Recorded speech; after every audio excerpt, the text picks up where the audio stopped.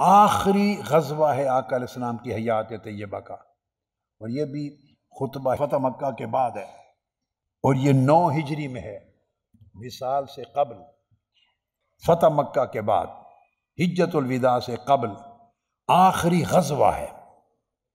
تبوک پر گئے اور وہاں رومن امپائر کے حملے کا خطرہ تھا، لاکھوں کی تعداد میں رومن امپائر، اس وقت کی بیزنٹینین اینڈ رومن امپائر، ان کی افواج جمع تھی، خطرہ تھا کہ حملہ کر دیں۔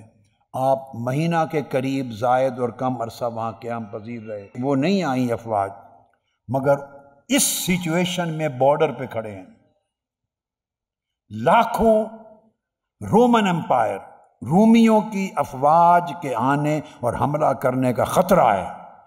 اب اس سچویشن میں جب بھی آدمی اپنے کمانڈرز کو، سپاہیوں کو، فوجیوں کو، صحابہ کو، عسکریوں کو جب خطاب کرتا ہے تو لا محالہ ایک سچویشن ہے، اس ماحول کے مطابق خطاب کرتا ہے۔ مگر آقا علیہ السلام نے جو وہاں خطاب کیا، خطبہ تبوک، بارڈر پر، تبوک کے بارڈر پر، رومن امپائر کے حملے کے خطرات کے ماحول میں جو وہ خطاب کیا، وہ بھی سن لیں۔ آقا علیہ السلام نے فرمایا، خیر الاعمال ما نفع، بہترین عمل وہ ہے جو دوسروں کو نفع دے، وخیر الہدی ما اتبع، اور بہترین ہدایت وہ ہے جس کی پیروی کی جائے۔ میں خلاصہ دے رہا ہوں، والید العلیٰ خیر من الید السفلیٰ، لوگوں کی مدد کے لیے دینے والا ہاتھ لینے والے ہاتھ سے بہتر ہے۔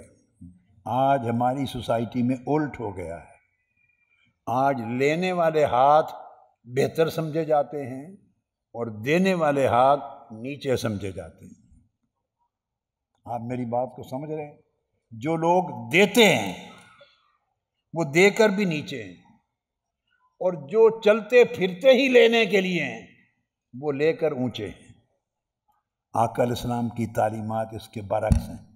فرمایا، الید العلیٰ، اوپر کا ہاتھ جو دیتا ہے وہ اعلیٰ ہے، اور جو لینے کے لیے گھومتا پھرتا ہے نیچے کا ہاتھ وہ ادنا ہے۔ مذہبی طبقات سبق سیکھیں اس فرمان رسول کے ساتھ۔ نیو یارک میں، بڑی پرانی بات ہے، میرا خطاب تھا نیو یارک میں، تو کسی نے مجھ سے سوال کیا، نیو یارک میں خطاب کے بعد سوال کیا، سوال و جواب کی بہت پہلے زمانوں میں نشست دیا کرتا تھا، تو کویسچن آنسر ہوا اوپن۔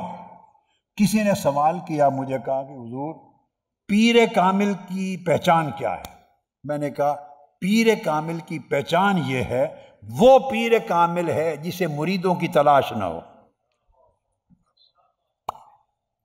جسے مریدوں کی تلاش نہیں، وہ پیر کامل ہے۔ اور جو پیر خود مریدوں کی تلاش میں مارا مارا پھرتا ہے، وہ تو ابھی مریدوں کی تلاش میں ہے، رب کی تلاش میں کب ہوگا؟ وہ رب کی تلاش کا وقت کب آئے گا اس کی زندگی میں؟ اس کا تو سارا سفر ازر بھی مریدوں کی تلاش میں پھرتا ہے۔ الید العلیٰ خیر من ید السفلیٰ۔ پھر آقا علیہ السلام نے فرمایا، تھوڑا مال جس سے بندے کو کفایت ہو جائے وہ بہتر ہے اس مال سے جو زیادہ ہے مگر اللہ کے ذکر سے، یاد سے بندے کو غافل کر دے۔ پھر فرمایا، سب سے بڑی غلطی وہ ہے جو انسان جھوٹ بولے۔ پھر فرمایا، بہترین امیری دل کی امیری ہے، مال کی امیری نہیں۔ یہ خطبہ تبوک کے بارڈر پر جب رومن امپائر کے حملے کی صورت ہے، آقا علیہ السلام اپنے فوجیوں کو خطاب فرما رہے ہیں۔ آج کوئی چیف کمانڈر ایسا خطاب کرتا ہے؟ یعنی بارڈر پر جنگ کا خطرہ ہو اور چیف کمانڈر خطاب کے لیے جائے، یہ جملے آج دنیا میں روئے زمین پر انسانیت کی بات کرنے والے ہے دنیا کا کوئی چیف کمانڈر جو یہ بولے؟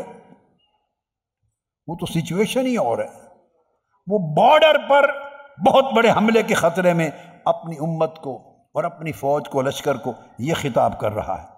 سب سے بڑی غلطی جھوٹ بولنا ہے، سب سے بڑی امیری دل کی امیری اور دل کی سخاوت ہے، اور سب سے بہترین سامان تقویٰ ہے، سب سے بڑی حکمت اور عقل مندی اللہ کا خوف ہے، اور سب سے بہترین شے جو دلوں میں رکھنے والی ہے وہ اللہ کا یقین اور توکل ہے، اور سب سے برا کفر اللہ کی ذات میں شک و شبہ کرنا ہے، اور سب سے بدترین کھانا یتیم کا حق ہے جو کھایا جائے۔